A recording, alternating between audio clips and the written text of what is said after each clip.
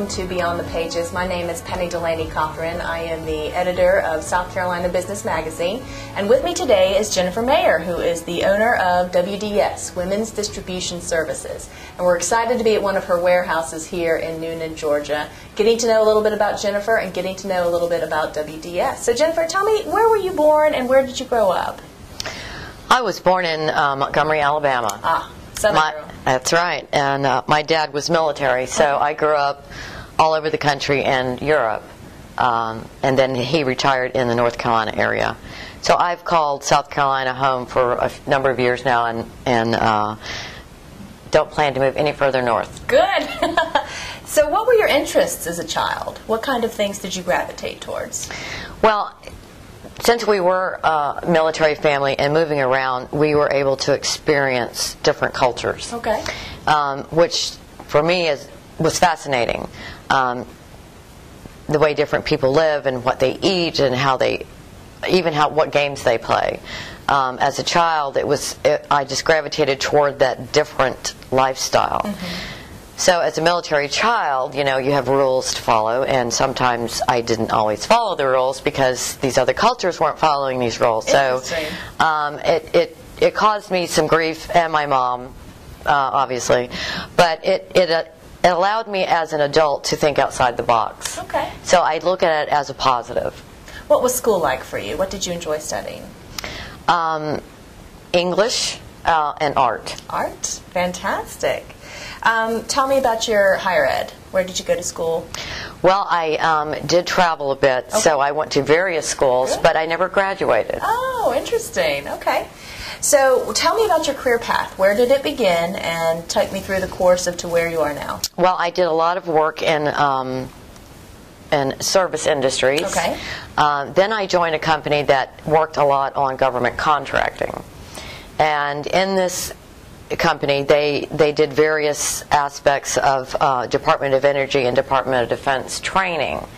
My role in that piece was support of data collection. Okay. So the folks that ran it actually had to assess and evaluate different aspects of security pieces for the DOE and DOD, which evolved later into actually providing training where they created scenarios and actually did field operations where you had the bad guy come in and try to break into the site or try to kidnap some individual on the higher management team, and how the team reacted. What was their SOP? Did they follow protocol? So then there was a lot of after-action reports and data that we had to compile. So that's where I evolved in the process, working with some wonderfully intelligent people that had lots of experience in that field.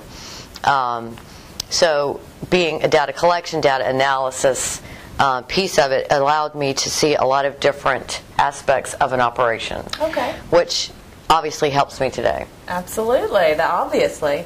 So, what did you think you wanted to be when you were a kid? What did you want to be when you grew up? I wanted to travel. Okay.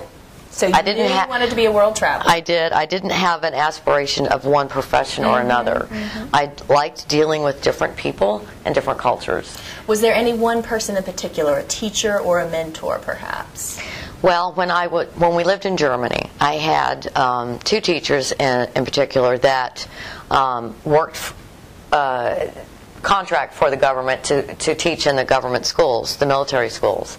And they were wonderfully out-of-the-box kinds of people. And they helped me see possibilities and things that I could become. And so because of them, I was class president and all these kinds of things, something that had never occurred to me before. But it was another journey. Interesting. Okay. What was the best piece of advice anyone ever gave you? Don't be afraid to fail. And who gave that to you? Well, actually several people, but the biggest person was my husband. Your husband. That's fantastic support. He is fantastic support. He's one of the most positive people I've ever met. He is probably one of the biggest influences in my life. Okay. He grew up on a farm in Iowa with 8 brothers and sisters, a mother that was out of the box. Wow. So she raised all of her children to be a broad personality. Okay. And he is an essential part of my life and support and a sounding board. But he is also can be one of my biggest critics. But it's constructive. So it's always a learning process. But he is absolutely my biggest supporter. Well, speaking of learning processes, what do you feel you would like to impart to the next generation? Would you have any advice to, say, young women who are looking to business, perhaps, or looking to go into the workforce?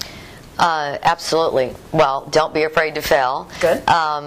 Is always key. But don't be afraid to ask for help. Okay. In my business life, I am part of a lot of different organizations for women in business, and we do a lot of mentoring. Okay. Which is key. Absolutely. It's the ability to have an unofficial advisory board that you can use for anything. For me, it's been awesome. And women are always willing to help. Okay. So mentoring is key. If you're in business, whether it's successful or not, or you just want somebody to talk to, finding a mentor is absolute a must. And one of the biggest problems women have sometimes in business is being afraid to ask for help because they think it might make them look less capable. Interesting. Yeah, but I would agree with that. Yeah. It's the exact opposite. Do you find the best mentorships, for a woman would be woman to woman, or does it matter if it's woman-man mentors? It doesn't really matter. It doesn't really matter. It's just someone who's willing to listen to you and help you and guide you. That's correct. It has to be somebody you trust, obviously. Okay. So male or female doesn't matter, but just get somebody. I love it. What's a typical day like for you? Up early. Okay.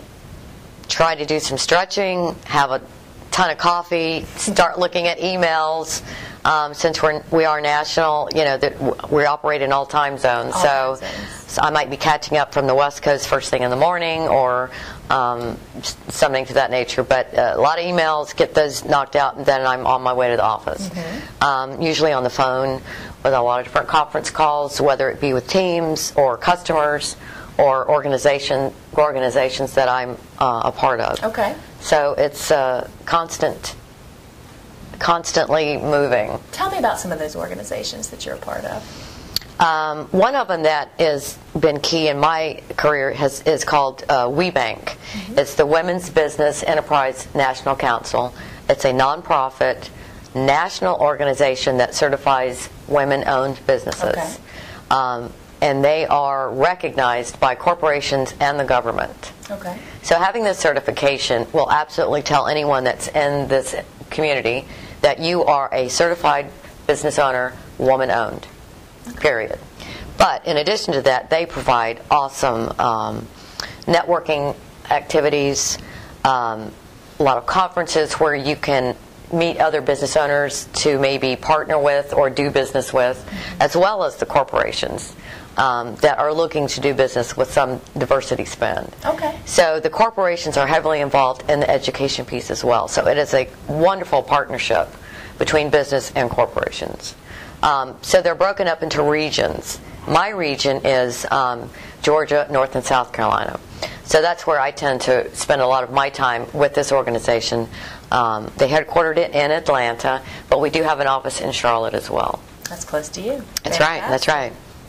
What would your colleagues say you are known for? Being direct, concise, and always moving. Always moving. So why was South Carolina chosen for WDS's headquarters? That's where we were living. That's where you live, so it was home. What do you like best and worst about South Carolina? Oh, geez. That's a hard question. Yeah. I like South Carolina, obviously, because where I'm located, it's a wonderful place, and the people are awesome. And as I move across the state, attending different functions and meeting new people, the folks are always wonderful and welcoming. What I don't like about South Carolina is sometimes how the state is slow to react to business needs. Okay. Now, they've got all the infrastructure mess out there that they're trying to work on, which is great, but it really shouldn't have taken this long. True, and it did take some time. We're going to pause here. We'll be right back with Beyond the Pages.